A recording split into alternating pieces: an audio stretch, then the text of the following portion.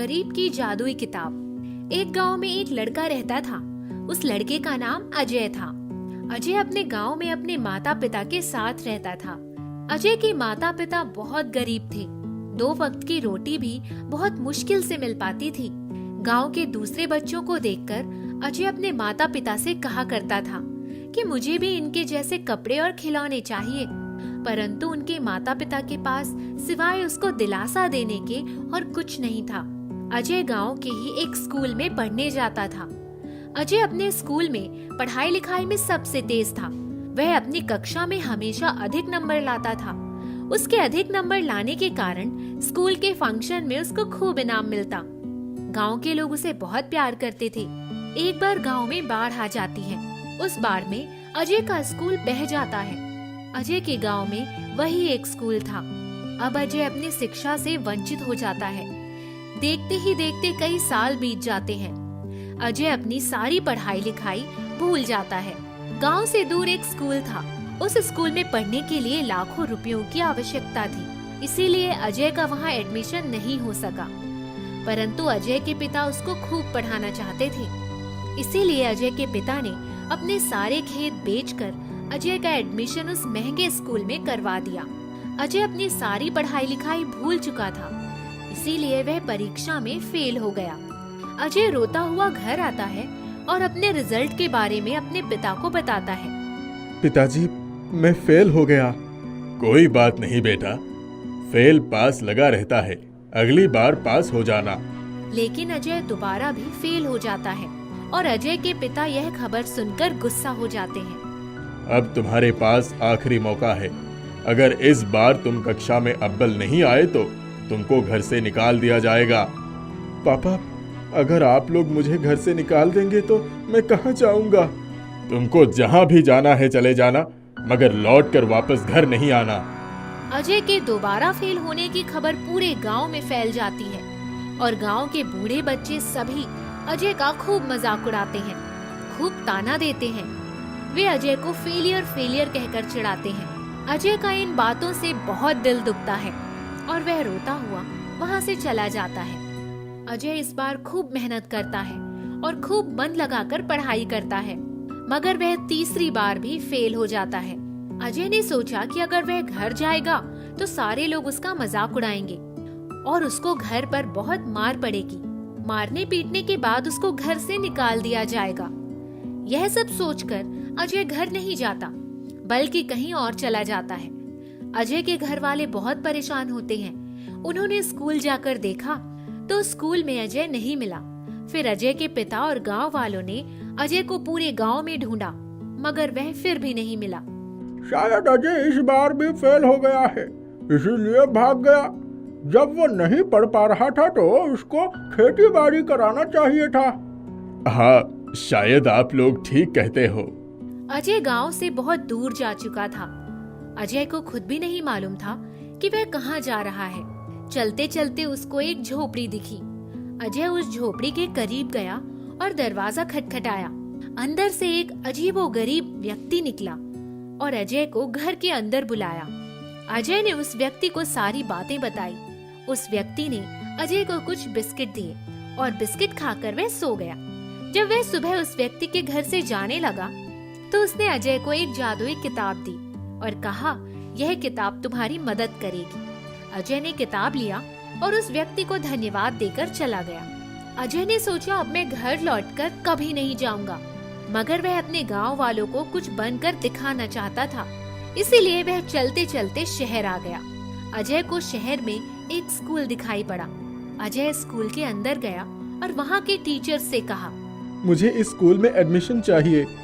अपना रिजल्ट दिखाओ। अजय रिजल्ट दिखाता है। रिजल्ट देखकर वहाँ के टीचर ने अजय से कहा, तुम्हारा रिजल्ट तो बहुत खराब है, तुमको यहाँ कैसे एडमिशन दिया जाए? सर, मैं खूब मन लगाकर पढ़ूंगा, आप एक बार मुझे एडमिशन दे दीजिए। अजय की यह बात सुनकर टीचर ने कहा, ठीक है, कल हम तुम्हारा टेस्ट लेंगे। अगर तुमने टेस्ट पास कर लिया तो तुमको एडमिशन दे दिया जाएगा, वरना तुमको यहाँ एडमिशन नहीं मिल सकता। फिर अजय वहाँ से चला गया और फुटपाथ पर जाकर बैठ गया। वह सोचने लगा कि मुझे बहुत अधिक पढ़ना लिखना तो नहीं आता, आखिर मैं टेस्ट कैसे पास करूंगा। फिर उसने सोचा क्यों ना कुछ पढ़ ही लिया जाए। उसने अपने बैग में हाथ डाला और एक किताब निकाली। उसके हाथ में वही किताब आई जो उस व्यक्ति ने उसको दिया था। अजय ने वह किताब खोली तो उस किताब से एक आवाज आई, अजय मैं तुम्हारे बारे में सब जानती हूँ। यह देखकर अजय हैरान रह गया कि किताब से आवाज कैसे आ रही है। अजय ने किताब से पूछा, तुम कौन हो? मैं एक जादुई किताब हूँ। तुम मुझे कैसे जानती हो? जिसने तुमको ये किताब दिया है वो मेरे मालिक है और मेरे मालिक ने मुझे तुम्हारे बारे में सब कुछ बता दिया है। तुम मेरे लिए क्या कर सकती हो? मुझसे तुम जो सवाल पूछोगे मैं उसका उत्तर तुम्हें बता दूंगी। ए जादुई किताब, मुझे बताओ कि कल टेस्ट में क्या क्या पूछा जाएगा। किताब ने अजय को वो सब बता दिया जो टेस्ट में अजय से पूछा जाने वाला था।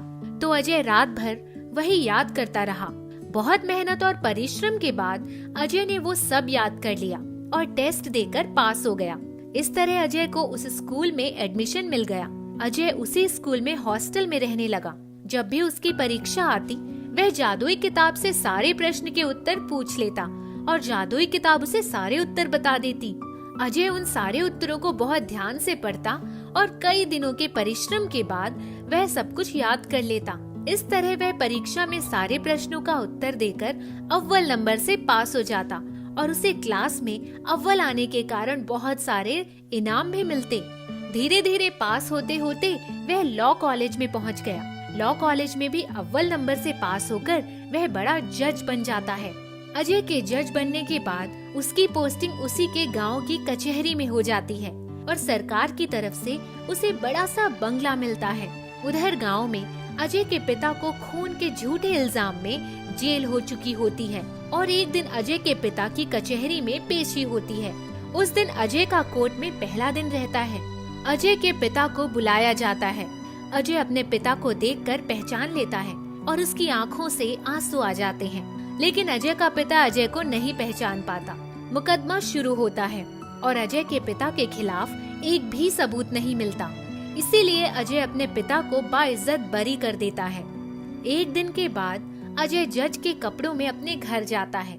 अजय के पिता और सारे गांव वाले उसको देखकर खड़े हो जाते हैं, परंतु कोई भी अजय को पहचान नहीं पाता।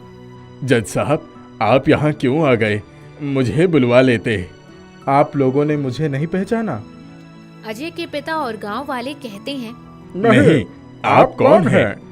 फिर अजय सबको अपनी कहानी सुनाता है। अजय की कहानी सुनकर सब हैरान हो जाते हैं और पिता रोते हुए अपने बेटे अजय को गले लगा लेता है। अजय अपने परिवार के साथ अपने बंगले में जाकर खुशी खुशी रहने लगता है। जादुई साबुन। रामलाल और सुधा अब बूढ़े हो चले थे। अपनी सारी जिंदगी उन्होंने जो भी कमाया सब अपने दोनों बेटों के परवरिश में लगा दिया। अब उनके बुढ़ापे का सहारा उनके दो बेटे ही थे, लेकिन दोनों बेटे अपनी जिंदगी अपने तरीके से जीना चाहते थे। क्या माँ, रोज ये सूखी रोटी बना देती हो? मुझे नहीं खाना है। सूखी रोटी मेरे गले में फंस जाती है। बेटा, अब मेरे शरीर में इतनी ताकत नहीं रही। अब मुझसे काम नहीं होता। मैंने अपनी जिंदगी में जो भी कमाया है वो तुम दोनों के परवरिश में लगा दिया है। दो जवान बेटे घर पर है, फिर भी बाप को काम करना पड़ रहा है। अरे कुछ तो शर्म करो, तुम लोग कुछ काम तो कर लो। अब हमसे खेती तो होने से रही, हम शहर जाकर कुछ नौकरी कर लेंगे। हाँ, वैसे भी आप दोनों के पास हमें देने के लिए कुछ है नहीं। तुम दोनों यहाँ से चले जाओगे तो मुझे और तुम्हारी माँ को कौन संभालेगा? वो सब आप लोग देख लीजिए। अगले दिन रोहित और राज घर से बचा हुआ सारा पैसा लेकर शहर चले जाते हैं। रामलाल और सुधा घर में अकेले रह जाते हैं। उनके पास सिर्फ एक टाइम का खाना होता है। सुनिए, घर में बस एक टाइम का चावल बचा है। आप जंगल से जाकर कुछ लकड़ियाँ ला दीजिए, हम लोग नमक और चावल खा लेंगे। हे भगवान, बुढ़ापे में क्या दिन देखने पड़ रहे हैं। रामलाल जंगल जाकर अपने कांपते हाथों से लकड़ियां काटने लगता है, लेकिन शरीर में ताकत नहीं होने के वजह से उसे लकड़ी काटने में बहुत मुश्किल हो रही थी। तभी रामलाल को किसी जानवर के बच्चे की चिल्लाने का आवाज आई। अरे यह किसी जानवर के बच्चे की आवाज लगती है। ऐसा मालूम होता है वो किसी तकलीफ में है, मुझे उसकी मदद करना चाहिए। रामलाल इधर उधर घूमकर उस आवाज का पीछा करने लगता है। तभी थोड़ी दूर पर उसे एक लोमड़ी का बच्चा गड्ढे में गिरा हुआ मिलता है। वो बच्चा गड्ढे से बाहर आने की कोशिश कर रहा था, लेकिन निकल नहीं पा रहा था। रामलाल उस बच्चे को उस गड्ढे से निकालने में मदद करता है। तभी उसकी माँ वहाँ आ जाती है। आपका बहुत बहुत धन्यवाद। ये मेरा बच्चा है। ये खेलते वक्त इस गड्ढे में गिर गया था। आपने इसकी जान बचाई है। मैं आपका आभार कैसे व्यक्त करूं? हाँ वो सब तो ठीक है, लेकिन तुम बोल कैसे रही हो? मैं एक जादुई लोमड़ी हूँ। क्या मैं आपकी कोई मदद कर सकती हूँ? नहीं नहीं, इसकी कोई जरूरत नहीं है। जब अपने ही साथ छोड़ जाते हैं तो किसी और से क्या मदद लेना। मैं आपको एक जादुई साबुन दे रही हूँ। शायद ये आपके कुछ काम आ जाए। इतना बोलकर लोमड़ी साबुन वहीं रखकर चली जाती है। रामलाल वो साबुन अपनी जेब में रख लेता है और आसपास पड़ी लकड़ी लेकर घर चला जाता है। अरे ये क्या? आपके कपड़े में मिट्टी कैसे लग गई? एक लोमड़ी के बच्चे को बचाने में गंदे हो गए। हमारे पास खाने के तो पैसे है नहीं, अब आपके कपड़े कैसे धो? ये लो साबुन, इससे धो देना। ये साबुन तो बहुत बड़ा है। मैं इसके 4 टुकड़े कर देती हूँ, बाद में काम आएगा। सुधा साबुन का 4 टुकड़े करके एक टुकड़े से रामलाल के कपड़े साफ कर देती है। और अगले दिन जैसे ही वो उस साबुन को देखती है, वो बोलती है, अरे ये देखिए, मैंने कल इस साबुन के 4 टुकड़े करे थे, लेकिन अब तो ये फिर से उतना ही बढ़ गया। अरे ये साबुन मुझे जादुई लोमड़ी ने दिया था। लगता है ये कोई जादुई साबुन है। क्यों ना हम इस जादुई साबुन का व्यापार कर ले। इससे हमारी कमाई भी हो जाएगी और हमारा बुढ़ापा भी कट जाएगा। रामलाल और सुधा जादुई साबुन के टुकड़े कर उसे बेचने लगते हैं। उनकी अच्छी कमाई होने लगती है। यह बात राज और रोहित को पता चलती है। ये सुनकर दोनों गांव वापस आ जाते हैं। हमें माफ कर दीजिए, हमसे बहुत बड़ी गलती हो गई। हम अब यहीं रहकर आप दोनों की सेवा करेंगे और काम में हाथ बटाएंगे।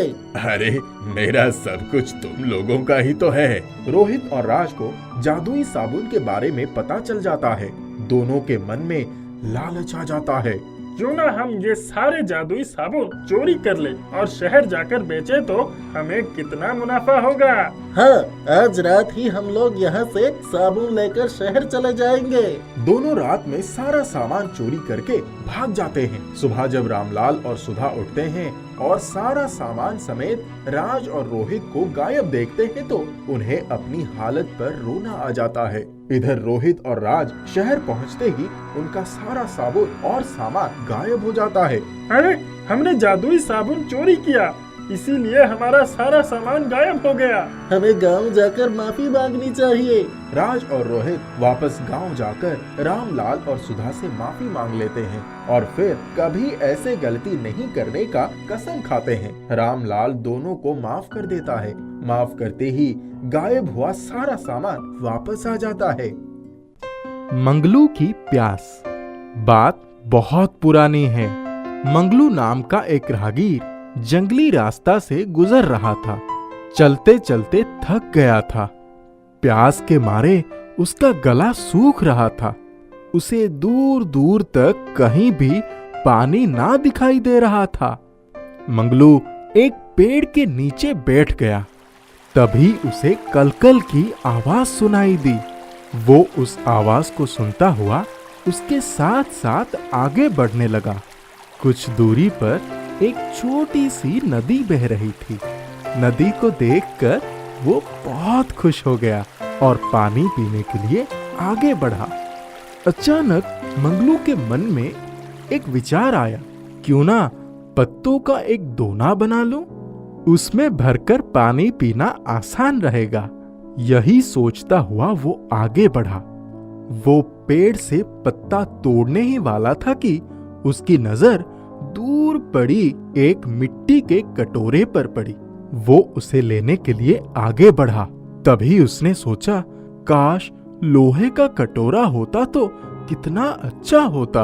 अब वो लोहे की कटोरे के तलाश में आगे बढ़ा। कुछ दूरी पर उसे लोहे का कटोरा भी दिख गया। अब मंगलू की आंखों में चमक आ गई थी। तब मंगलू के मन में ख्याल आया, अरे ये जंगल तो बहुत अच्छा है, यहाँ जो कुछ भी चाहो वही मिल जाता है। चलो थोड़ी दूर और चला जाए, शायद पीतल का कटोरा भी मिल जाए। पीतल कट में ही था। प्यास के कारण उसकी दम निकला जा रहा था। वो नदी की बिल्कुल समीप आ गया था। उसने हिम्मत जुटाई, खड़े होने की कोशिश की, लेकिन खड़ा नहीं हो पाया और गिरकर बेहोश हो गया। कल कल बहती नदी हंसी और बोली, अभाग्य मनुष्य, तू बेकार ही भटकता रहा। पानी पीने के लिए तो तेरे दोनों हाथ ही काफी थे।